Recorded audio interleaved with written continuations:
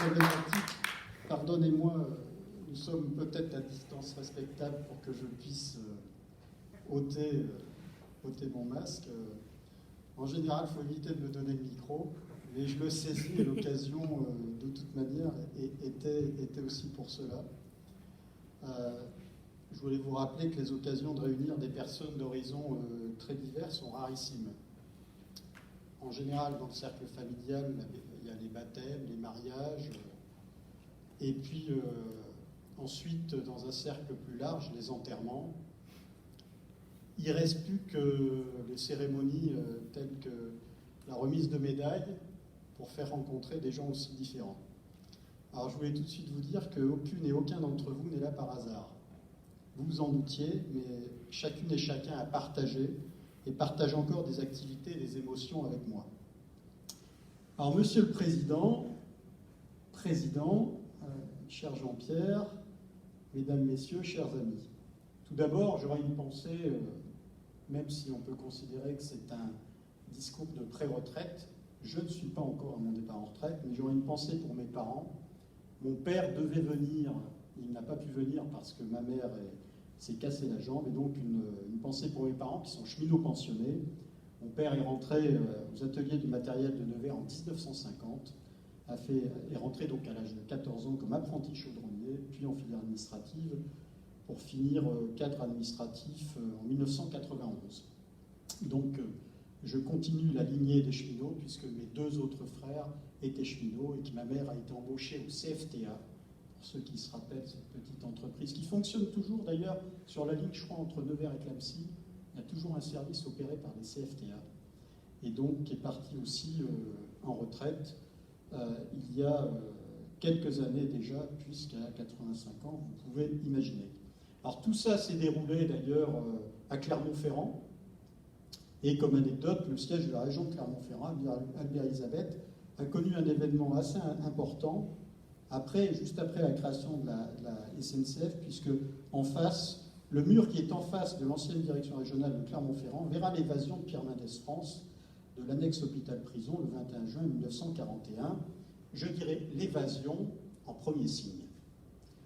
Je suis rentré à la SNCF par le concours d'élèves transport Cernam. Alors je vais vous surprendre, ça ne va pas plaire à tout le monde, mais le 12 septembre, ma première décision a été de choisir le Cernam. Alors il fallait quand même un peu de culot parce que ce n'était pas du tout le cœur de métier du ferroviaire, et j'ai choisi le Cernam parce que je voulais me consacrer au métier commercial. Et je vous signale déjà ouvert à la concurrence pour le Cernam, pour le métier de la messagerie et de l'affrètement routier. Parce que je considérais très rigide la réglementation ferroviaire. Donc déjà, j'avais une légère répulsion sur les rigidités réglementaires. Mais ceux qui me connaissent le comprendront. Monsieur Prost, mon chef de messagerie, était un ancien élève, assez compréhensif, très paternaliste, mais formidable, dans cette belle ville de Clermont-Ferrand, qui fut la capitale de notre pays, le 29 juin 1940, pendant 24 heures. Souvenez-vous-en, ça mérite quand même, effectivement, de s'en souvenir avant d'être choisi par Vichy, défendu par Pierre Laval. Ceci est une autre histoire. En 83, je rencontre un collègue qui s'appelle Yvan Darbrigeon, qui deviendra mon coach sur un projet excellence opérationnelle que je mène aujourd'hui sur le développement du travail d'intérêt général à la SNCF. Et d'ailleurs, j'en profite pour revendiquer prochainement un temps réel spécifique sur les tiges. Le message est passé. Et en 87, voir mon départ du Cernam, tout simplement parce qu'il y a une restructuration. Et là, c'est une première déception, puisque j'avais appris les 5 kilos de réglementation du Cernam, et on m'indique qu'avec la suppression d'effectifs, je suis obligé de partir. Ce que je ressentis comme une injustice, qui probablement fut le creuset d'un engagement syndical futur.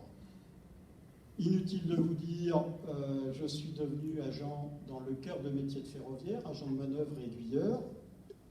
Et ce choix de la sédentarité, je le fis aussi pour faciliter un engagement politique personnel au sein du mouvement des radicaux de gauche à partir de juin 85. Et dès janvier 86, eh bien, j'ai eu le plaisir de rencontrer Jean-Marc Ambrosini, ici présent, qui fut DRH RATP puis SNCF, que certains d'entre vous connaissent, Didier Bruno et Thierry Braillard, qui sera adjoint au maire de Lyon et ministre des Sports sous la présidence Hollande.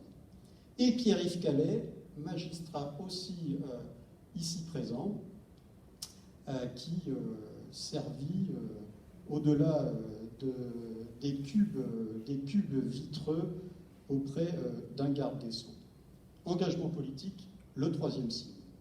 Entre 87 et 92, AMV, poste 1, horaire décalé, 3-8 et un surnom qui fera sourire, surtout oubliez-le vite, Rambo, car je devais mettre mes 60 kilos sur un levier du poste d'aiguillage. Vous imaginez le topo, fallait après.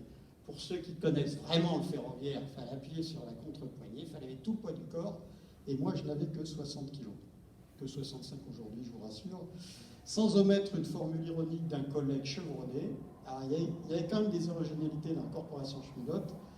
Un jour, il m'a regardé et il a dit tout fort, « Toi, tu es fait pour l'amour ou la politique ?» Je ne sais pas comment j'ai dû prendre la formule. Je pense que c'était plutôt pour la politique, encore que la politique, c'est quand même peut-être un peu l'amour des autres.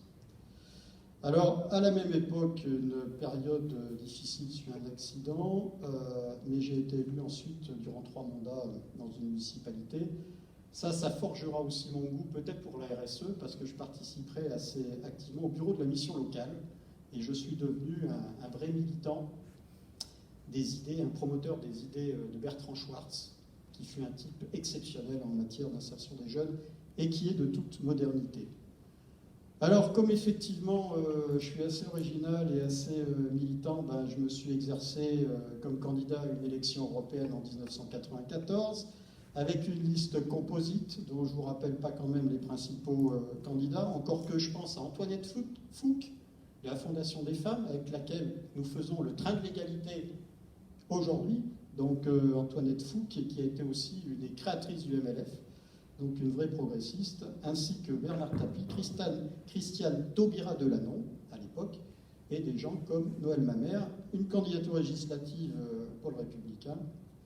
Et puis en décembre 89, verra le jour de mon adhésion à la Confédération FO, sous la direction d'André Bergeron, à cette époque-là, un choix idéologique et politique marqué vers un syndicalisme combatif et réformiste, qui deviendra après sous la direction de Marc Blondel. Une anecdote aussi professionnelle, en 93, mon directeur d'établissement, ancien élève, directeur d'établissement d'un établissement d'exploitation, me proposera un poste d'assistant communication sur le TER SNCF Auvergne à la qualif D. Alors le deal était audacieux parce qu'il voulait me faire passer de la qualification B à la qualification D en moins de 12 mois. Eh bien, j'ai appris, quand je l'ai regardé et que je lui ai demandé si c'était vraiment possible, ça veut dire qu'il me voulait vraiment. Là, 4e signe, surtout ne pas se décourager. Je lui ai expliqué ce que c'est possible, il m'a dit non, mais dans le règlement, pouvoir discrétionnaire du directeur d'établissement.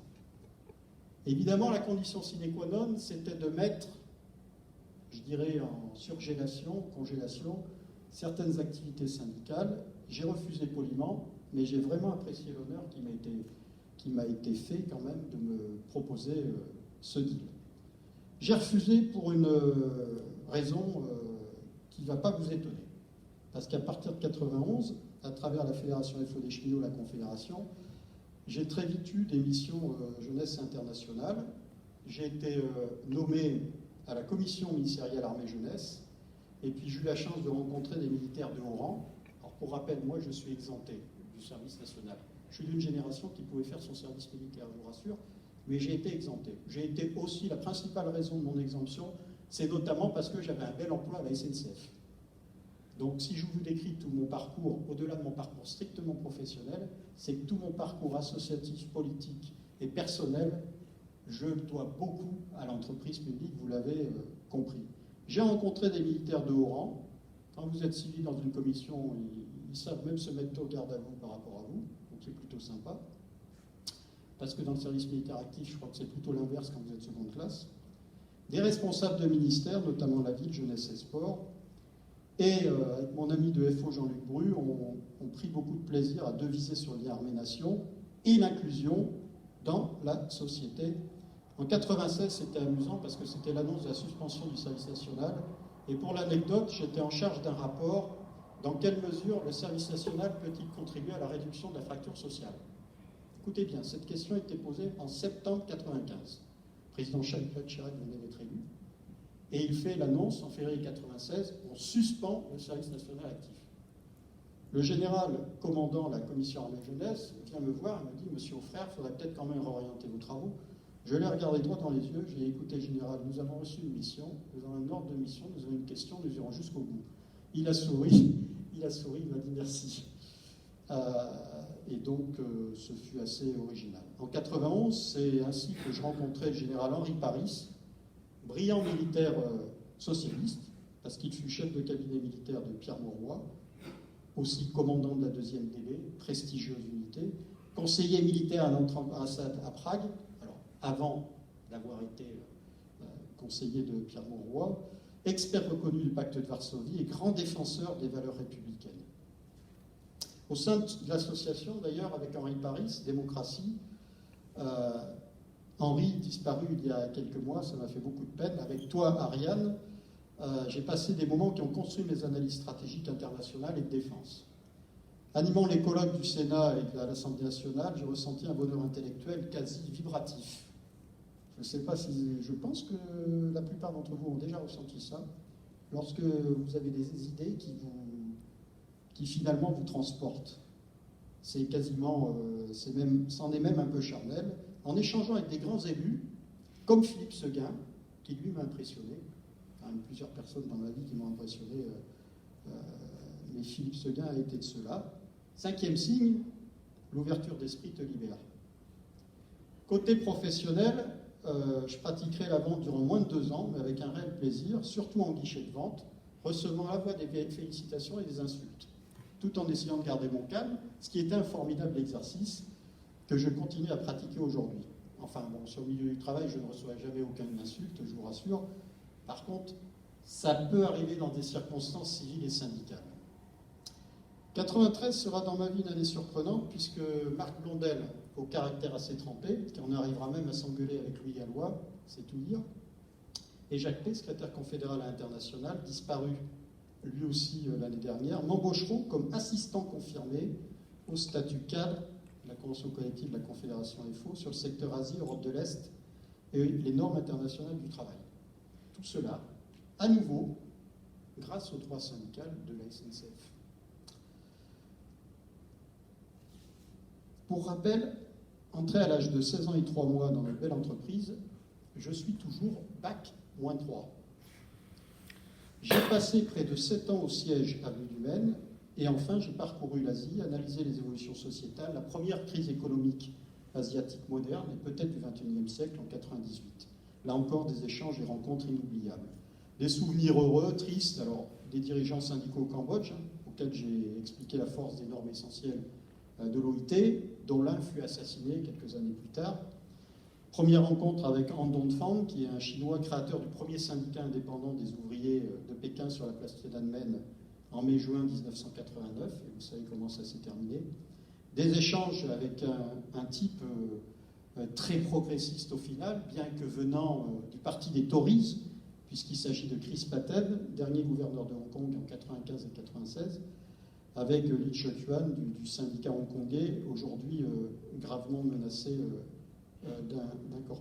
d'incarcération par le régime de Xi Jinping, que évidemment j'aborde, et de ses collègues du MRT, qui est la belle société de transport public de Hong Kong, qui travaille d'ailleurs en Suède, de Sonia Gandhi dans un congrès de l'INTUC, le syndicat indien, de cette visite clandestine dans les usines textiles en zone de Zhuhai en Chine, de la combativité des Sud-Coréens, de l'inventivité et de la négociation entre syndicats et Nikkeiren, l'organisation patronale au Japon, ce qui est assez original. Alors, je n'oublierai jamais les conférences de l'OIT, une comme expert, et puis au sein de la délégation de notre pays à l'AG de l'ONU, dans la toute petite salle de travail du Conseil de sécurité. Ça, c'était assez impressionnant. 6e signe, quand tu voyages, ne t'emporte pas avec toi. Alors, je vous fais ce récit passionné parce que ça n'a été possible que grâce au droit syndical de la SNCF. Alors, je ne demande pas qu'on prenne exemple sur moi, parce que sinon, il n'y aurait plus beaucoup de syndicalistes cheminots sur le terrain des cheminots. Je conçois très bien qu'il vaut mieux que je reste une exception. Mais il faut que le cheminot sache se transporter pour comprendre le monde qui l'entoure, et en particulier l'ouverture à la concurrence. Et puis j'ai défendu notre grand groupe public chaque fois que j'en avais l'occasion. J'ai un caractère qui me porte à détecter les irritants en interne, et je pense qu'on peut se dire des choses, même des choses difficiles en interne. Par contre, à l'externe, il faut faire bloc.